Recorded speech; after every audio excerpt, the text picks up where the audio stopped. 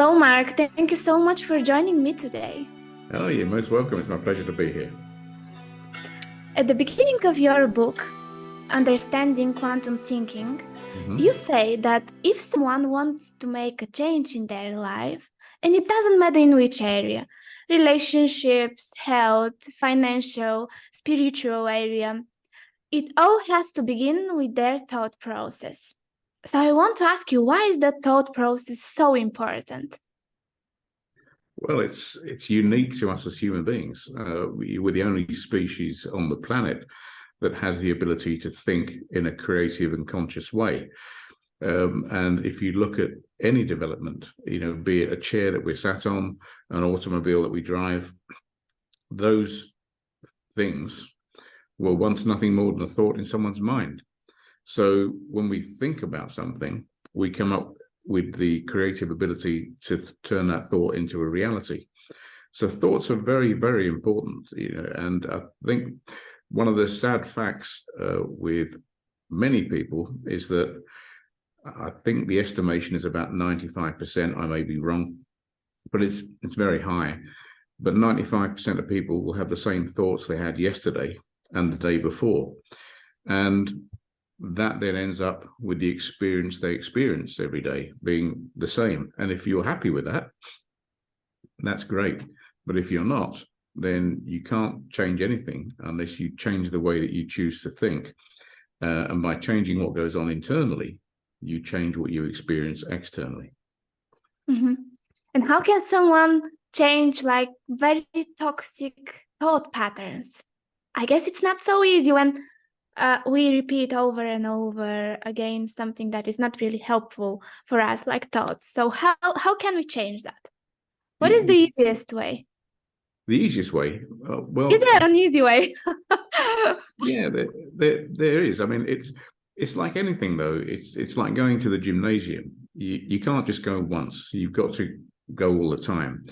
So two things people can do straight away. Number one is to use affirmations, and that's speaking out loud about what you want to become as though you've already become it. So the beautiful thing about affirmations is you're creating the state in words as if it's already achieved. And one of the greatest masters with this was Muhammad Ali. He used to say, I am the greatest. And he admits it in his book. He said, I said that even before I was. And then very soon I started believing it. And shortly after that, other people started believing it too. And it's contagious. Affirmations are contagious. So, and it might sound mad, but walking around your house, whatever it is you wish to become, you have to act as though you've done it now. So you can say, I'm successful, I'm in a loving relationship, I have abundance in my finances, whatever it is, that's what you need to start doing now. But do it consistently and repeat it regularly, and do it with the right emotion. So don't say the words intellectually. You've got to say them with the right emotion generated in the heart. So there has to be heart and mind coherence. So if someone is saying, for example, I'm confident, I'm happy, I live in abundance, but the feeling they're generating with that is one of lack, or one of lack of confidence, or one of anxiety, then the heart and brain are not in coherence. It's not going to happen. So that's one thing they can do. And another way is to write down, journal your thinking. So, journal how many positive thoughts you have a day against how many negative ones. And some people will be shocked by this. They'll realize that they're thinking in a more negative way than in a more positive way. But what happens then is they'll start to catch themselves thinking in a negative way, and they can stop themselves and just replace that thought with a positive one.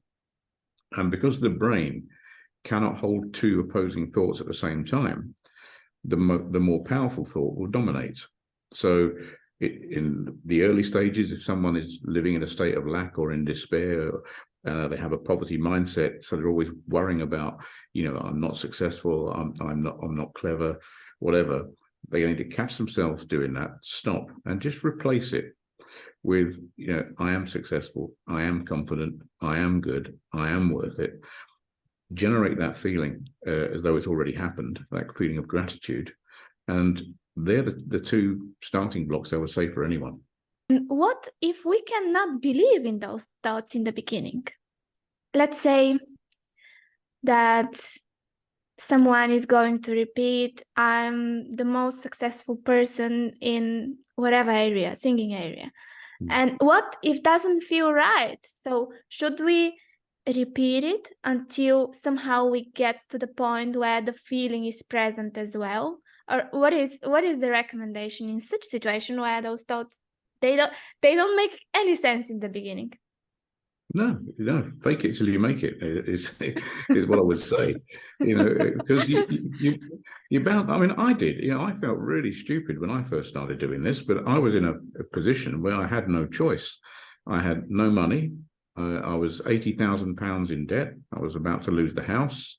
I was having suicidal thoughts, and when I was told to do this, I thought this just sounds mad. And you have to bear in mind my background. I spent most of my formative years in the armed forces, where we thought people who did things like this were mad. Real men play with guns and go to war and do all this sort of stuff. And, you have fights and drink beer. But, doing this is crazy stuff. This is for people that dance around trees in the woods. So, for me to start doing this was a huge leap of faith. But things started to change. And I can't deny it. If I hadn't have done that, it wouldn't have changed. And did I believe in it initially? No, I don't think I did. I wasn't expecting anything to happen. But I thought, well, something's got to change. And I've got no money, nothing to work with. So let's just use the only thing I have got, which is this 3.5 pounds of brain between my ears. And let's program that.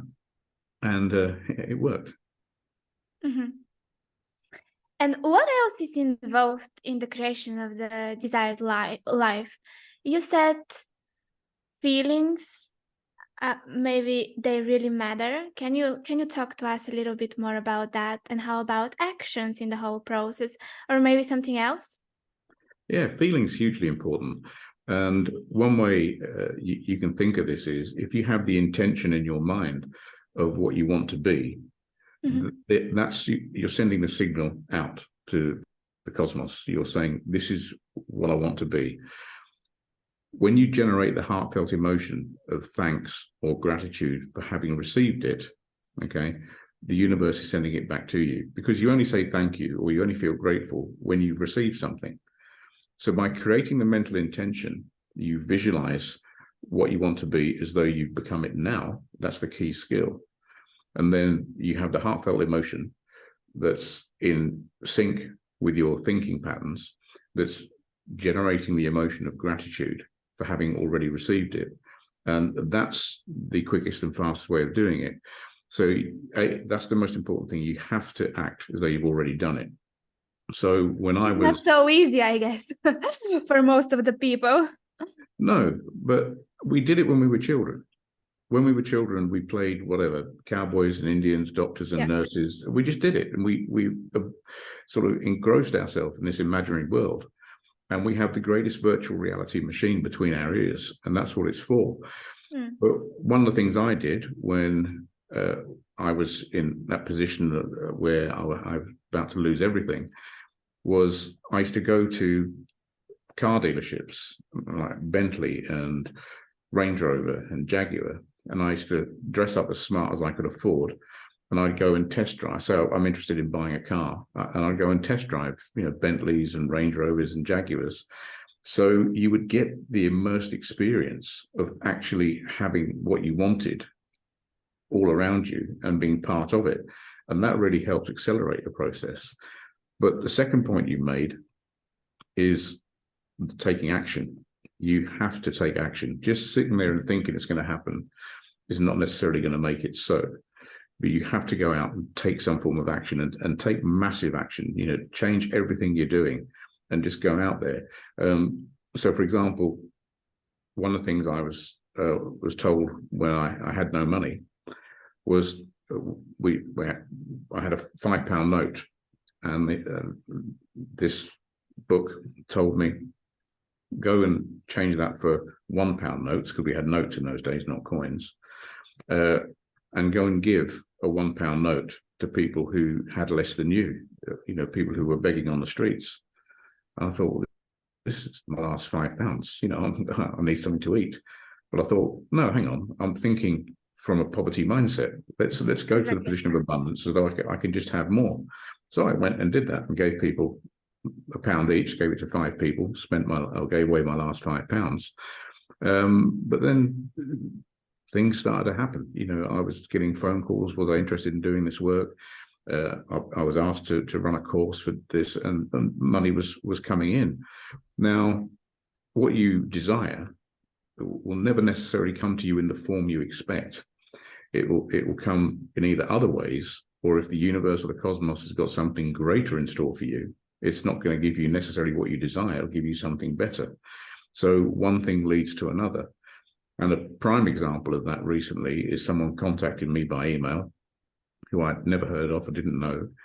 They were in a very dark place. A friend of theirs had given them one of my books. They read the book and they reached out to me, and I exchanged some emails with them. And she came back and she said, everything's working out fine now. If I hadn't have lost my father, I wouldn't have met my friend. If I hadn't lost my mother, I wouldn't have reached out to her. If I hadn't have reached out to her, I wouldn't have heard of you. I wouldn't have got your books. And now we've had a conversation and her world is completely changed. So you never know where one step's going to take you. So you just have to be proactive, take massive action. Mm-hmm. Yeah, exactly. Do we really have control over creating the circumstances around us, or it's more about how we perceive those circumstances? Yeah, it's more about perception than about the circumstances, but changing our perception can have a direct and indirect effect on our circumstances. There's no two ways about that. So if you think of a gentleman called Viktor Frankl, who was interned in 3 concentration camps in the Second World War, he couldn't change the environment he was in. He couldn't change those circumstances, but he understood that he could change his perception. And the one thing that he had absolute control over was the way he chose to think. So he said, even if I was going to face death, I would choose the way that I would confront death. Mm-hmm. They would not take that control away from me. And he went on to become a great therapist and developed a system of therapy called logotherapy. And then obviously his environments changed after the war. And he, as I said, he went on to do great things. So initially, if the circumstances and the environment are what we have, and we have no direct control over that, we have to change our perception. And I've done some work with athletes at quite high level. And there's a saying where we say, well, control what you can control, and what you can't control, don't worry about. Yeah. And if someone is observing, meaning living in a life full of lack, despair, pain, maybe right now, what can this person do in order to change that? What are the steps that you would recommend? Like initial steps? Is it the thought process, the change of the thought process, or something else? Especially in these dark situations. You have to change the thought process.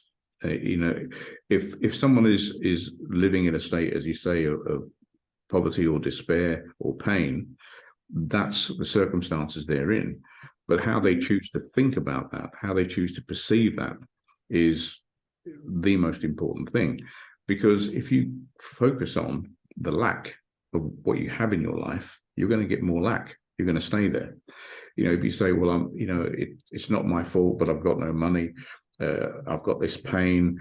I've never been lucky. My partner doesn't love me.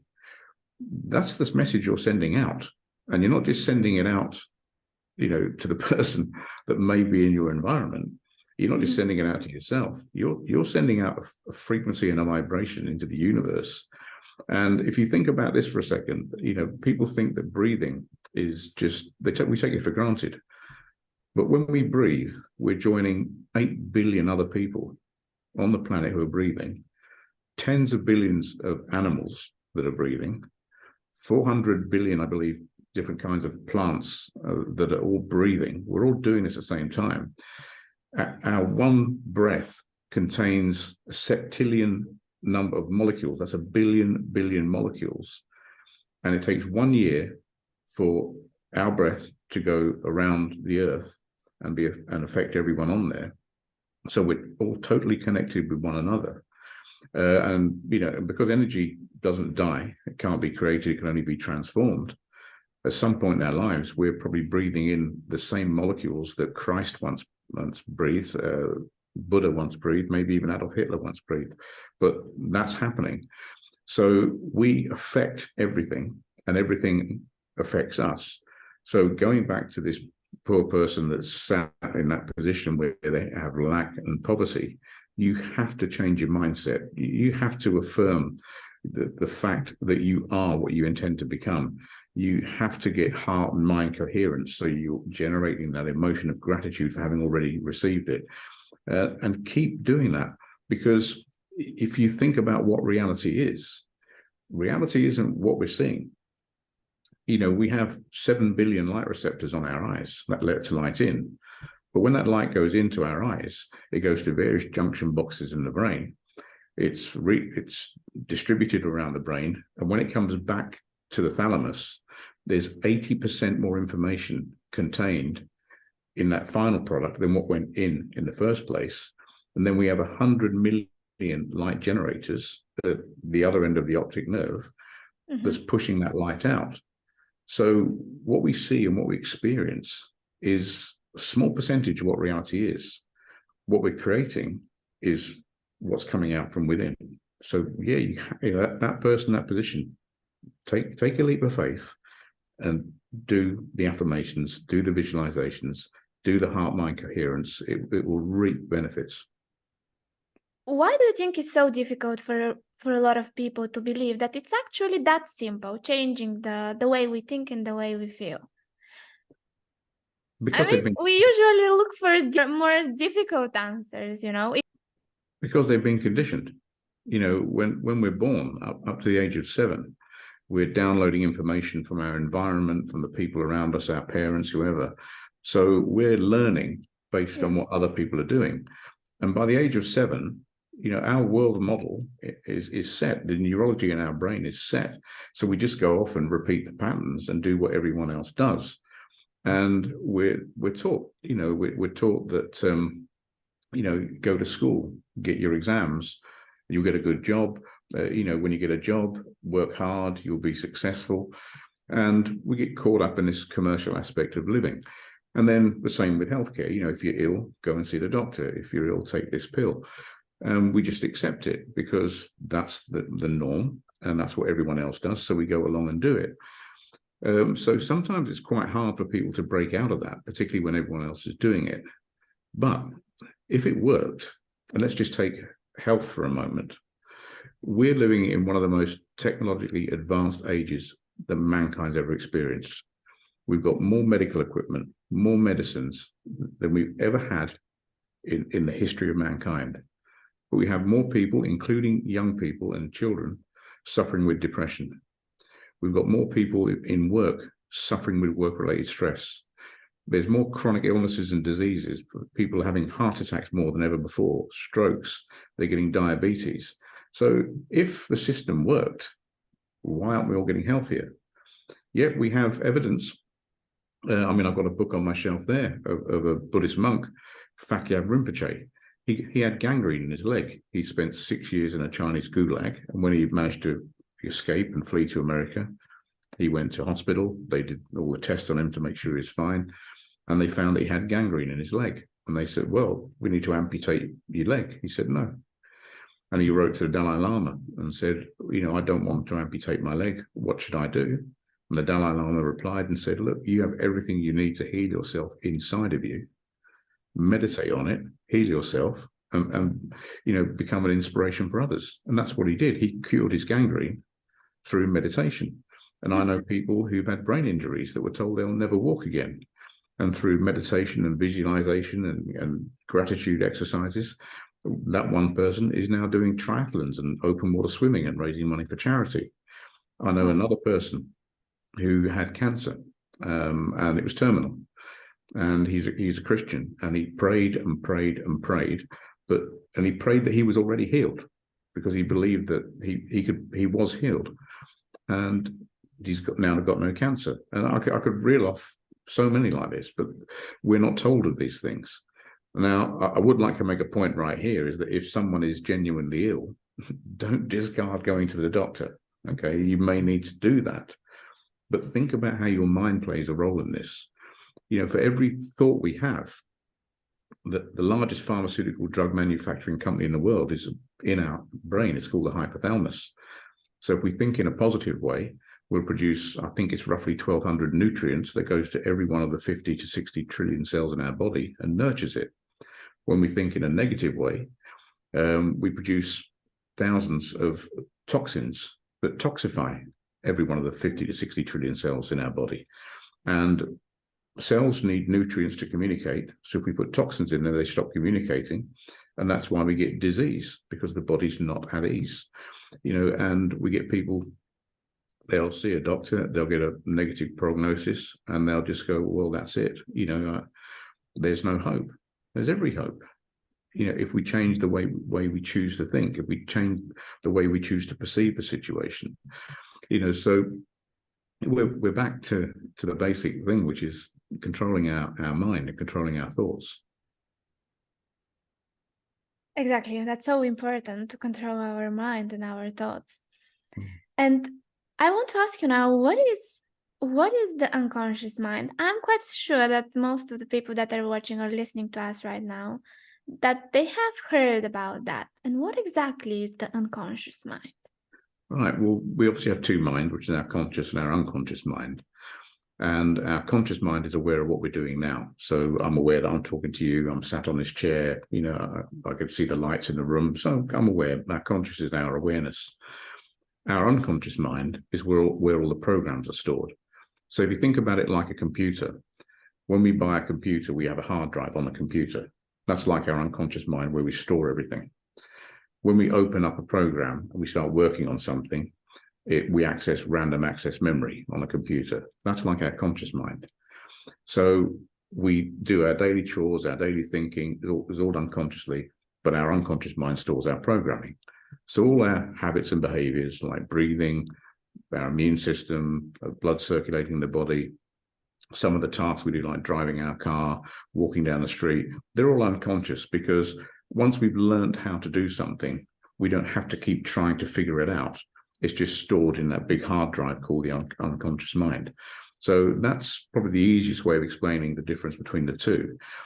So your conscious mind is what you're consciously aware of, your waking mind, if you like, and your unconscious mind is your storehouse of all of your behaviors, all of your programs, everything that you do that's habitual.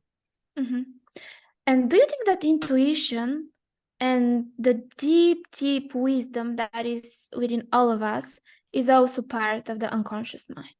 Oh, yeah. Absolutely, yeah. Buddhists will tell you this: everything we need already exists within us. It's there. We have a massive capacity within our unconscious mind to access that.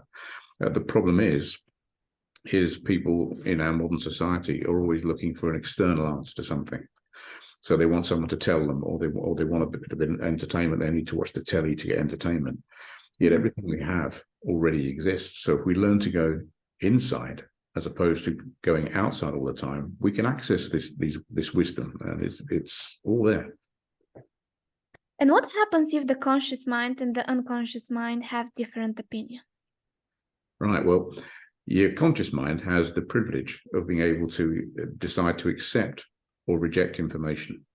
So if I tell you something now and you don't agree with me, you can choose to reject that. If someone else tells you something and you agree with them, you can choose to accept it. But your unconscious mind doesn't have that privilege. Once the conscious mind has accepted something, it's planted as a seed in the unconscious mind. And this is why, if children, for example, are very important for children. If young children are told by someone in a position of authority that they're useless, they're no good, they're never going to amount to anything, and they hear that consciously, that if they accept that, that goes into their unconscious mind and becomes part of their persona. It becomes part of their behavior over time. So it's like having a field, a fertile field, a magical fertile field that will grow anything. This is how I refer to the unconscious mind. And we've heard this in fables and nursery rhymes. You know, if you had a magic field and you planted a seed of wheat, you get a crop of wheat. If you planted barley, you get a crop of barley. But if you planted a seed of weeds, you get weeds. If you planted a seed of a toilet, it would grow toilets for you. The field is amazing, can do phenomenal things, but it can only do what it's programmed to do. It can only harvest the seeds that are planted. And the unconscious mind, the conscious mind is the gardener. The conscious mind is the person who's either planting something nice in there, or it's fly tipping stuff we don't want. So it's really important that we consider what we think about. So, for example, in my house, I don't watch any of these soaps. We have things here, Coronation Street, EastEnders, Emmerdale, whatever they call it. I don't watch them. I tend not to watch the news because it's 99% negative. But am I getting informed? Of course I'm getting informed. I know what's going on in the world. I'm not a recluse, but I just don't choose to buy into it. And I was in a medical centre on Saturday. I had to go in, and there was a big queue, lots of people having their flu jabs and COVID jabs. And I was stood in front of a couple, a mature couple, and they were moaning all the time. You know, why is it taking so long? They should have more staff. They're doing this. And I was just sort of gently smiling to myself, thinking, if you understood the damage that you knew you were doing to yourself right now, and you're in a medical centre, you know, and you're doing this to yourself, you wouldn't do it. So, yeah, it's our conscious mind is about 5% of our ability. Our unconscious mind is 95%, which is why if you try and change something unconsciously by forcing a conscious decision on it, it won't happen. Mm-hmm. So if we want to make the unconscious mind working in our favor, we really have to be careful how we are approaching the conscious mind, like the thoughts in our conscious mind, right? So that's the way we can make the unconscious mind working for us, right? Yeah, I mean, I'm looking at your screen behind you, and you've got beautiful flowers over a fence and a lovely lawn in the background. If I came to your house and knocked on your door, and you invited me in, and I said, "Oh, thank you," and I had a bag with me, and I went out into your garden and I threw rubbish all over the place, I don't think you'd be very happy, would you? You'd probably tell me off. No.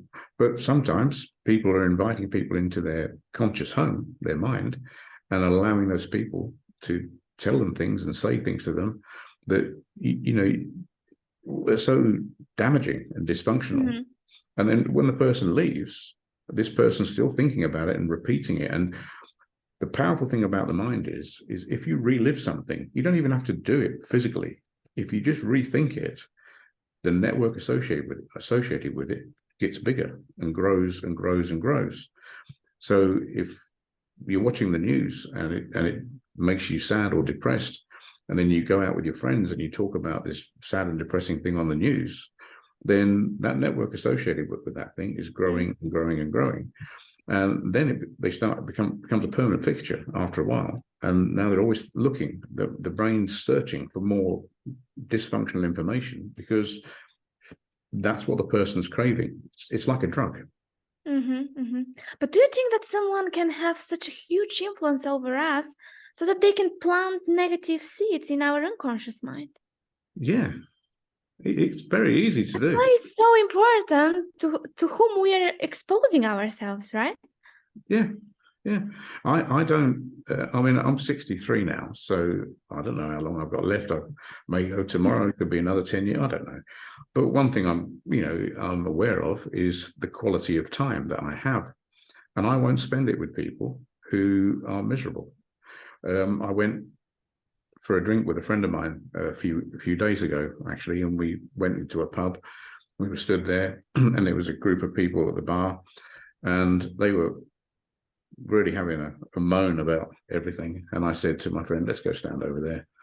And he went, okay, went and stood over there. And then this group, for some reason, came and stood by us there. And they were moaning about stuff. I said, let's go back to the bar. And he said, why do you keep moving? I said, I don't want to be exposed to it. You know, Yeah. I said, we're having a good functional conversation here about stuff. And all they're doing is reliving what they've seen on. I mean, we're a society of repeaters. You see something bad, they repeat it to someone else, they tell someone else, it goes on, it goes on. But it's having a psychological and physical effect on their brain that they're not aware Yeah. of. Yeah. Hmm. But a lot of people cannot change the environment because simply of fear. How many people are staying in unhealthy relationships? And it doesn't matter if those are intimate relationships or friendships, even working environment, right? So fear is a huge, huge factor, I guess. Then, It is. And I think it's because people don't like change. You know, but if you look at one of the basic precepts and concepts in Buddhism, it's that anything permanent is going to cause suffering. So anything we hold on to that we don't want to leave us is going to cause suffering. So you mentioned someone who's in a bad relationship and they don't want that relationship to end. It's because they don't like change. But the fact of life is that everything changes. You know, one day all of us will be gone. We'll, you know, that's just a fact of change. yeah, In our bodies right now, cells are dying. Millions of cells are dying at this very moment, and new cells are being reborn. That's happening. Every breath we take is a new breath. Every out breath we take is a mini death because it's gone. We're changing consistently all the time, and we see ourselves, or society conditions us to see ourselves as being separate from everyone else. mhm, So we're taught to compete. You know, even at school, you're taught to compete all the time. Be the best. Be the best. You know, be successful. Have yeah, a better car. But actually, life is about connectedness. It's about having symbiotic relationships with people because we're actually all connected. You know, I mean, we're made up of non-human elements. We think this body's permanent, but it's made up of non-human elements. It's made up of sunlight. It's made up of water. It's made up of air. It's made up of thousands and thousands of different elements. And if you took one element out of that, air being a prime factor, if you took air away, this body would die. If you took sunlight away, our bodies would die. So this self is not a permanent self. It is and is interconnected with everything else. In the same way, a flower, like the beautiful flowers behind you in that picture, a flower is made up of non-flower elements. It's made up of, again, sunshine, water, air, soil. You know, and for a beautiful flower to grow, it has to grow out of mud in many cases. So it comes from something that's not so beautiful, and you produce a beautiful thing. But it's all interconnected. And going back to the point I made about breathing earlier on, when we breathe, we connect with 8 billion other people, tens of billions of animals, you know, hundreds of billions of plants and species. Everything's interconnected, but we're taught that you have to be separate. And that's why people suffer. mhm. And you also say that success creates separation, and we are human beings, not human doers. Yeah. You also mentioned that even when you achieve success, you realize that you don't want it anymore. And I fully agree with you that we're human beings. We're simply enough by being, right? I love the idea of Eckhart Tolle that we need to be more present and enjoying the present moment rather than jumping into the next thing we want to have or achieve. And at the same time, we have a physical world, we have a material world that we need to navigate. We live in a material world. We have to do stuff. So where is the balance? The balance is in our perception.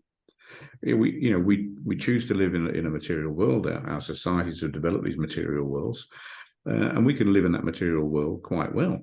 You know, we can live with compassion, we can live with wisdom.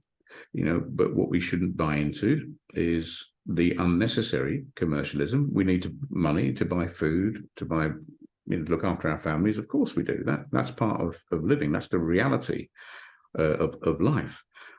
But it's the way we perceive our circumstances, the way we choose to perceive, the stress that we choose to create for ourselves that causes the problem. And I think everyone should become successful at something. because when you reach that level of success, you realize that it's not all there. I was a victim of it. I used to change my car every 3 years. I'd buy a bigger house, I'd buy another house, 5 houses. And you do that. And then, as you rightly say, you're on to the next thing. What's the next thing I could be successful at? And when we decided to take early retirement, we actually gave our business away. We didn't even try and sell it. We gave away a very profitable business. We said, look, you can have that, enjoy the business. I'll help and mentor you for a little while. And it was fantastic. And you get to a point in life, I think, certainly happened for me, and I know it's happened for other people, where instead of putting more and more layers onto your life, you start peeling it away. And you come back to this core essence of what it means to be a human being, because we are human beings, as you said, not human doers, but we spend all our life doing stuff. And someone asked me only yesterday, actually, they said, relatively speaking, you're quite young to retire. What are you going to do about if this happens and if that happens? I said, well, if it happens, I'll deal with it. It won't be a problem. It's not a problem. And when I had a heart attack in 2019, people said to me, are you not scared of dying? And I said, not really, no, because I accept that everything's impermanent. I also accept that everything is connected. So although I'll die physically, my energy will live on. And recently we lost our beloved dog. I loved my dog. And I was with him right until the moment of death, and he died in my arms. And of course, it's, you're sad because it's someone you love. But it wasn't sad in the sense that I permanently lost him. I can see him in every blade of grass. I can feel him in every breath I take. I know he's still here, because we don't cease to exist. And people have this vision or this concept that death is final. Once you're dead, and you're not coming back, and that's the end of it. And they worry about it. They worry about death coming like a thief in the night. And it's not. And I think when you look at the ultimate truth, which is the fact that we're all connected, the fact that everything's impermanent, what is there actually to worry about? If we can satisfy our basic needs to live in this type of, society we live in, and let's face it, there's lots of people opting out of this society now. There's lots of people choosing to go and live much more basic and simpler lives, particularly since the pandemic. We've seen I know people who've left and live on an island. There's nothing there. I know one guy who was really depressed, was going to commit suicide, and started walking around the UK. And all he started with was the clothes he was wearing, one backpack, and all he had to his name was £10. And he spent 6 years walking around the coast of the United Kingdom. And he's a tremendous inspiration. And he said, I've never been happier. He said, because by having nothing, I've actually experienced the true human spirit of how kind people are. He said, when I had stuff, he said, I was always worried about losing it. Mm-hmm. Now he has nothing, and every penny he gets, by the way, he gives to charity. And he's raised hundreds of thousands of pounds for military charities. So if we have to live in this life, we navigate it as best we can. We earn money to provide for our stuff. But I think we need to not worry about the next shiny object. It's not that important. I haven't changed my car now for, I don't even know, 2015, I bought my car. And people say to me, but you used to change your car every 3 years. It's got 4 wheels, keeps me dry in the rain, gets me from A to B. I don't want a new car. That part of me is gone. That's a different me now. And I think that the conversation now leads to the next question about the ego. You say that ego always wants to sell us something, that we could perform better, we could be better than someone else, right? How can we know that what we are doing on this planet is not driven by ego, but by a higher purpose? How can we know that? It's a good question. But ego comes from the fact that we see ourselves as having a separate identity than others, when actually we don't have a self. We can't point to one part of us and say, this is me, this is Mark Dawes, that bit there is Mark Dawes and the rest isn't. So one thing I like about Buddhism is it talks about the concept of no self. And because there is no self, there is no ego. When we identify ourselves as having a separate self than others, then you will engage the ego with that, because we start to use words, for example, like I more than we. And there was a study done that found that people who were using self-serving words in conversations, I want this, I want that, I want to become, I, they were, I think it was 4 times more likely to have a heart attack or a chronic illness than people who were there to serve others. Mm-hmm. So one of the things that I enjoy now is genuinely being of service to others, so putting others before myself. So I have a neighbor who's 92. He lost his wife 4 years ago, and I see him every day. I take him for walks every day. He had a fall recently. My wife and I are around there every day. We see him. My wife is involved with the church. She helps a lot of people at the church. And, doing things like this, I'll only do this if I think it's going to help other people. I'm not interested in anything from this. I don't have a product to sell. I'm not trying to generate a business. I'm not interested. Mm-hmm. So cherishing others before yourself is important. And then you start to appreciate that you can be with other people, so as opposed to doing again, we're back to being a human being. And that helps to reduce or remove the ego. Now, at the end of the day, we're all human, and someone might do something that may annoy you. You may be in your car, for example, with people you love, like your partner or children, and someone may cut you up and nearly cause an accident. And of course, it's natural for people to get angry about that, because they were worried for the people they love.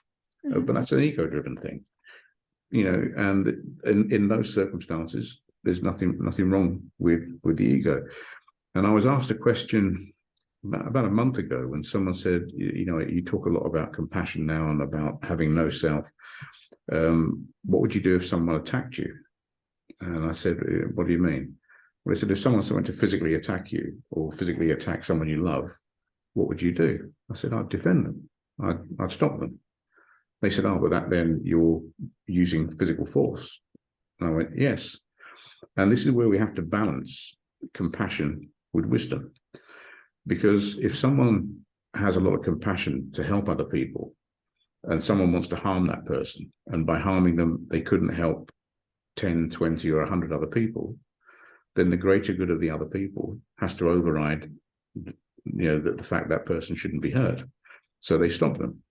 If someone was going to commit a serious crime and injure someone, I'd probably take action.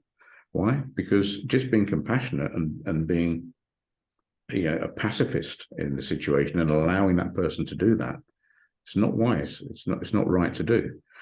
So you have to balance all these things. Like everything that you do with compassion or your ego must be balanced with wisdom. And there was a story of the Buddha when he was on a boat, and a man was going to blow the boat up, and there was lots of people on the boat, and the Buddha actually threw him over the side and killed him. And everyone was shocked and said, "You're the Buddha, but you just killed someone." And he said, "Yes." He said, "I did it to protect everyone here." He said, "Because compassion without wisdom is no good." He said, "And I also stop that person from committing a serious negative act that would affect his karma, in terms of what he may come back with in another life," which is what Buddhists believe. So, yeah, ego is okay in small doses as long as it's balanced with compassion and balanced with wisdom. But if we understand that we actually have no self, then if we are no self, we are no body, there is no ego. We can act with true compassion and balance that with wisdom. Does that make sense? Yeah, it makes fully sense. And what would you say to people who have a lot of compassion for the others, but at the same time, the others are always taking advantage of those people? Well, they're not very wise. So it's again that ego should appear like in a dosages so that it can help, right, in such situation. Well, I think as long as it's balanced with compassion and wisdom. So if someone is very compassionate, as you say, and people are always taking advantage of them, and that taking advantage is detrimental to that person's health or their well-being, or it's stopping them from being able to help other people, then of course they should take action. You know, one of my neighbours, funnily enough, he's the nicest man you'll ever meet. And he said, I've always had people take advantage of me in business and in life. I've always had it done. I said, well, why did you let them do that? He said, I'm just not the kind of person that could stop them. I don't like confrontation. And I said, right. I said, but did it affect you in any way where it affected other members of your family because you were compassionate but passive? And he said, yes, it did. He said, and if I had to do it again, he said, I probably wouldn't allow them to take advantage of me. But this is the funny, he leaves his garage open. And I keep saying to him, shall I close it for you? He said, no. He said, if someone needs something out of that garage and they want to steal it, they probably need it more than me. That's the kind of man he is. You know, he's just a very, very compassionate and loving man. What is the biggest harm that ego-driven actions can cause to someone? Suffering. Suffering? Suffering, yeah. Any action that causes suffering of another person is wrong. I'm guilty of it, as most other people are. And that's when you know that your ego has taken a driving seat for that particular moment in time. Any harm, you know, I mean, if you think about the amount of harm we cause to animals now, just for the human race's own pleasure, we don't need to do that, you know, and that's wrong. And there's arguments on both sides. I get it, but no, I couldn't harm anyone now. Having said that, going back to my previous thing, if someone was to harm me, and by doing that, it would stop me being able to help lots of other people. Exactly. Then I'd stop them. That would be Sure. the compassionate thing to do, you know, balance with wisdom. And I'll go back to the moment where you said that the reality that experience is made up by our minds, right?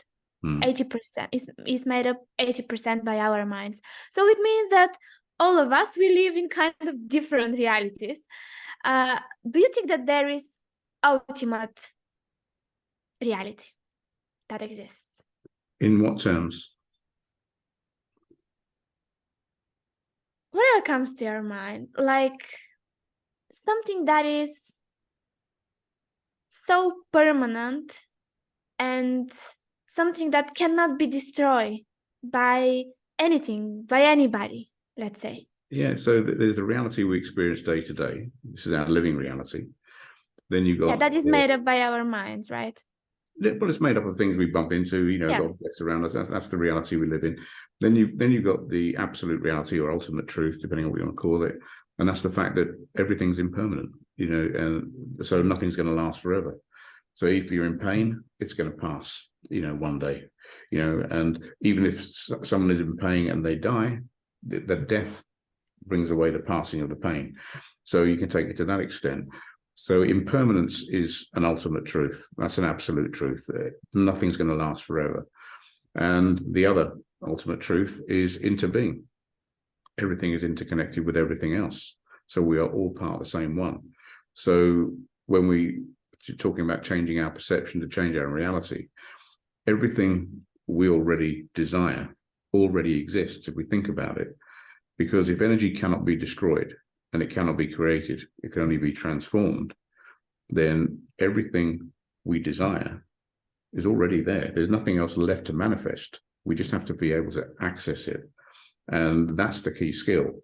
And if we can learn to go internal and meditate and use our mind and use our heart and get that heart and mind coherence, you're working with the most powerful supercomputer in the cosmos virtually. You know, you can access the 0-point field, heaven, nirvana, whatever it is you want to call it.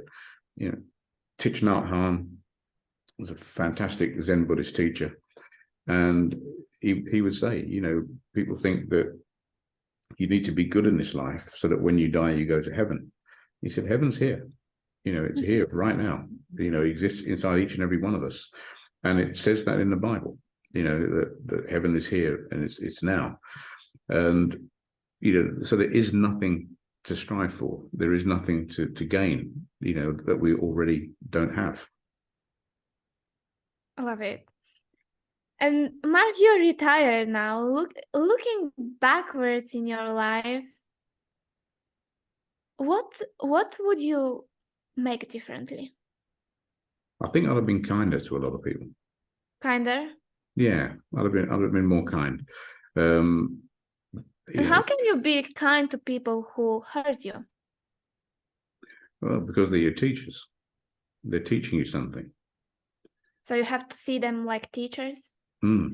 Yeah, anyone that says anything bad about you, insults you, moans at you, they're giving you the opportunity to practice patience, and they're giving you the opportunity to practice compassion. So they're a great teacher because they're suffering. All people want really is just to be happy and be free from suffering. That's all people want. So when someone is, and I've had people very angry with me in the past, and I've dealt with that. But now I'd have been kinder to them. I'd have understood. If I understood what I know now, all those years ago, I'd have dealt with it completely differently.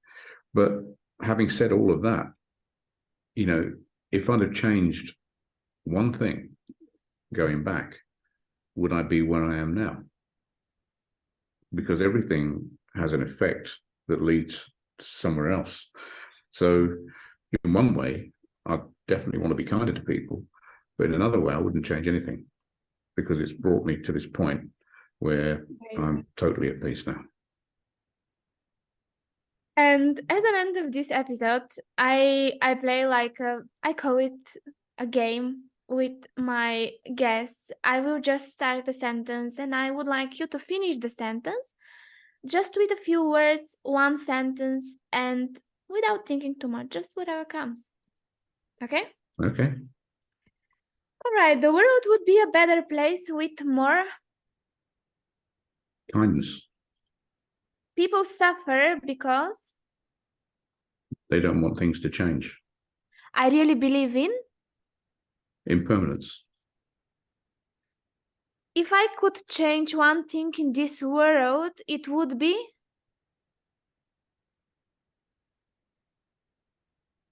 Suffering. what makes me smile is Happiness. I wish to all the people listening to us or watching us right now To be happy and benefit from the causes of happiness, and to have no suffering and not experience the causes of suffering. Thank you, Mark. Such a lovely conversation. Thank you for joining me. You're welcome.